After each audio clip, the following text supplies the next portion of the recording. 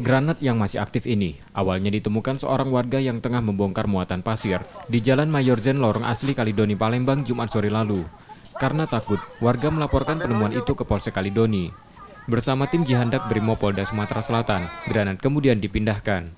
Polisi tak memberikan keterangan tentang spesifikasi granat tersebut karena langsung diledakkan. Mana PKT menerima laporan daripada masyarakat bahwa di Kelurahan Sungai Selincah, tepatnya di Lorong Asri, RT 4 RW 2, ada satu warga yang menemukan satu buah granat tangan. Nah, betul kemarin dilakukan disposal oleh tim Jihandak Brimopolda Sumatera Selatan.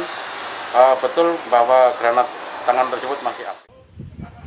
Setelah meledakkan granat temuan warga di perairan Sungai Musi, polisi melakukan pemeriksaan lanjutan di lokasi ditemukannya granat tersebut. Reski Oktora, Muklas Diferensial, Kompas TV, Palembang.